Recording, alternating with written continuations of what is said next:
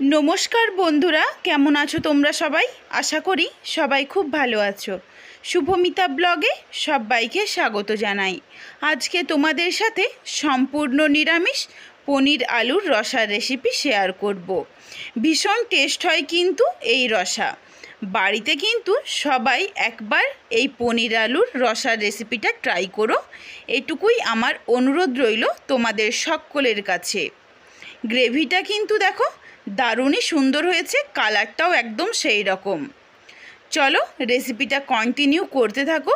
কেউ কিন্তু স্কিপ করো না, স্কিপ করলে অনেক কিছু মিস করে যাবে, তখন কিন্তু রেসিপিটা কেউ বুঝতে পারবে না কখন কোন মশলা অ্যাড করলাম। চলো এরপর আর কথা না বাড়িয়ে রেসিপিটা শুরু করি। এইখানে আমি 300 গ্রাম পনির নিয়েছি। পনিরটাকে দেখো একটু কিউব শেপে কেটে নেব। তোমরা চাইলে আরেকটু ছোট্ট বা আরেকটু বড় করে কেটে নিতেই পারো। দেখো পুরো পনিরটাকেই কিউব করে কেটে নিয়েছি। আমি খুব একটা ছোটও করিনি পিসটা, আর খুব যে একটা বড় সেটাও কিন্তু করিনি, একটু মিডিয়াম রেখেছি। পনিরটা দেখো কিউব করে আমার কাটা হয়ে গেছে। এরপর একটা কড়াই বসিয়ে কড়াইটাকে ভালোভাবে গরম করে দিয়ে দিয়েছি সাদা তেল 3 টেবিল চামচ। পরিমাণ মতো সামান্য একটু লবণ দিয়ে দিলাম। লবণ দেওয়ার জন্য কিন্তু পনিরটা তলাতে লেগেও যায় না, আর পনিরটা কিন্তু খেতেও খুব ভালো লাগে। লবণ দেওয়ার পরে পনিরগুলো দিয়ে দিলাম। হালকা একটু লালচে করে দেখো ভেজে নিয়েছি। এরপর পনিরগুলো তুলে রেখে দেব। পনিরগুলো তুলে রেখে দিয়েছি। কড়াইয়ে যেটুকু তেল রয়েছে তার মধ্যেই ডুমো ডুমো করে কেটে রেখেছি মিডিয়াম সাইজের 2টো আলু।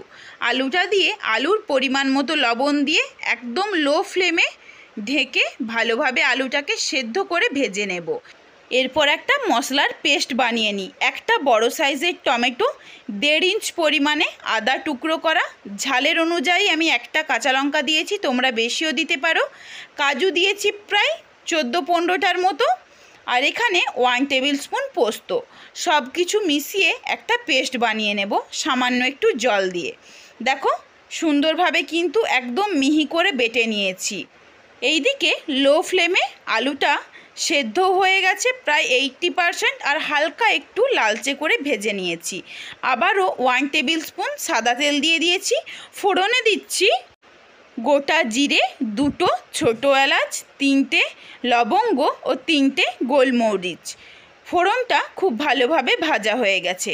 এরপর যে মশলাটা বেটে রেখেছিলাম পুরো মশলাটাই একসাথে দিয়ে একদম লো ফ্লেমে কিন্তু নাড়াচাড়া করে কষিয়ে নিতে হবে। একদম গ্যাসের আঁচ বাড়ালে চলবে না। পুরো রান্নাটাই কিন্তু এখানে আমি লো ফ্লেমেই করছি। দেখো মশলাটা একটু তেল ছেড়েছে, তখন দিচ্ছি 1/2 টেবিল স্পুন ধনে গুঁড়ো, 1/2 table spoon Kashmiri red chili powder, 1/2 table spoon ঝালের জন্য লঙ্কার গুঁড়ো, আর দেব সামান্য একটু হলুদের গুঁড়ো।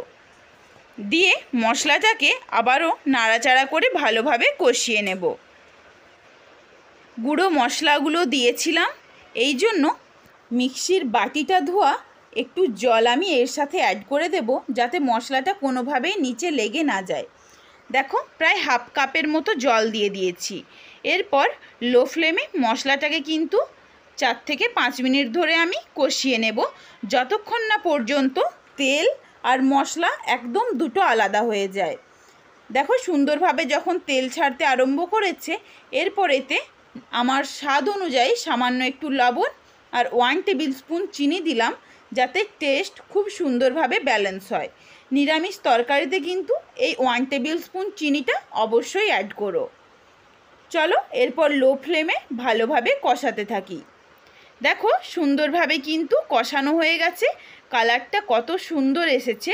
আর দেখো তেল আর মশলা কিন্তু দুটো একদম 2 দিক দিয়ে আলাদা হয়ে যাচ্ছে। তেলটা মশলা থেকে যখন একদম বেরিয়ে গেছে, এই সময় দেব 1 টেবিল স্পুনের একটু বেশি পরিমাণে কাসৌরি মেথির পাতা। এটা কিন্তু একদম প্যাকেট থেকে কেটেই দিয়েছি, কোনোভাবে রোস্ট করা বা গরম করেছি এরম কিন্তু কোনো কিছুই না। দেখো খুব ভালোভাবে কষানো হয়ে গেছে। এরপর ভেজে রাখা আলুগুলো এর সাথে অ্যাড করে দিলাম। আলু দিয়ে নাড়াচাড়া করে ভালোভাবে মশলার সাথে আলুটাকে মিশিয়ে নেব। মশলার সাথে মিশিয়েই আলুটাকে এরপর জল দিয়ে দিলাম। জল দিয়ে আবারও ভালোভাবে নাড়াচাড়া করে মিশিয়ে নিলাম। এরপর ঢেকে দেব 1 থেকে 2 মিনিটের জন্য। আলুগুলো কিন্তু আমি প্রথমে ভাজার সময় ঢাকনা দিয়ে ভালোভাবে সেদ্ধ করে নিয়েছিলাম। এই জন্য দেখো 1 থেকে 2 মিনিটের মধ্যেই কিন্তু আলুগুলো একদম সুন্দরভাবে সেদ্ধ হয়ে গেছে। একটা তোমাদের সামনে আমি ভেঙে দেখিয়েও দিলাম। এরপর এখানে আমি আরও একটু জল অ্যাড করব। জলটা তোমরা অবশ্যই নিজেদের পরিমাপ অনুযায়ী ব্যবহার করো। এই জলটা কিন্তু গ্রেভির মতনই থাকবে, খুব বেশি হবে না। জল দিয়ে দিয়েছি, জলটা ফুটে যাওয়া অবধি অপেক্ষা করব। ঝোলটা দেখো ফুটে গেছে। এরপর ভেজে রাখা পনিরগুলো এর সাথে অ্যাড করে দেব। পনিরটা দিয়ে আবারও ভালোভাবে নাড়াচাড়া করে মিশিয়ে নিলাম।